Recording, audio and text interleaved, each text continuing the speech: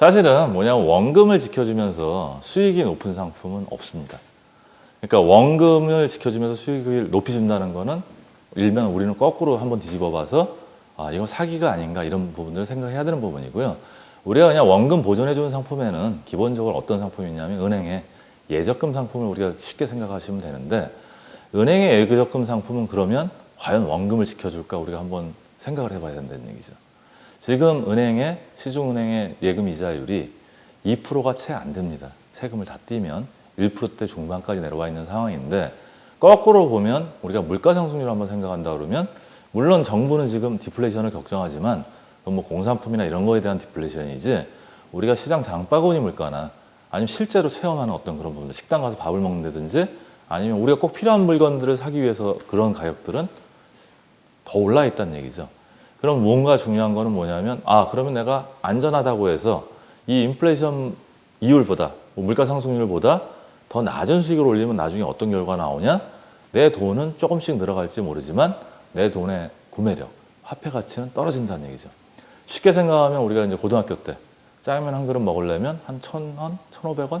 뭐 이 정도 지불했을지 모르겠는데 지금은 우리가 짜장면 한 그릇 먹으려면 한 4,500원, 5,000원 정도 이렇게 된단 말이에요. 그렇죠? 하지만 가격은 올랐지만 그러니까 명목 금액은 높아진 거죠. 하지만 짜장면 한 그릇의 가치는 변하지 않았단 말이에요.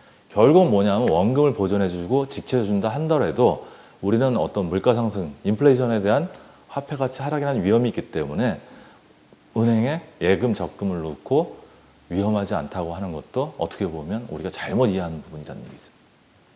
그러니까 이제 보통 아까 말씀하신 친구분 같은 경우는 굉장히 일단 기본적인 저축에 대한 원칙은 잘 지켜지는 거죠. 근데 그분이 어떻게 보면 투자에 대한 마인드를 가진다 그러면 좀 더 많은 돈이 불어날 수 있는데 우리가 쉽게 생각하면 이제 그 복리 이런 얘기를 할 때는 보통 72법칙이라는 얘기를 많이 합니다. 그럼 우리가 이제 은행 예금 이자율을 연 2%로 감안한다고 치면 72를 2로 나눠주면 36이거든요. 이 얘기는 쉽게 얘기하면 우리가 은행에 1억을 예금해 놓으면 36년 후에 2억이 된다는 얘기입니다.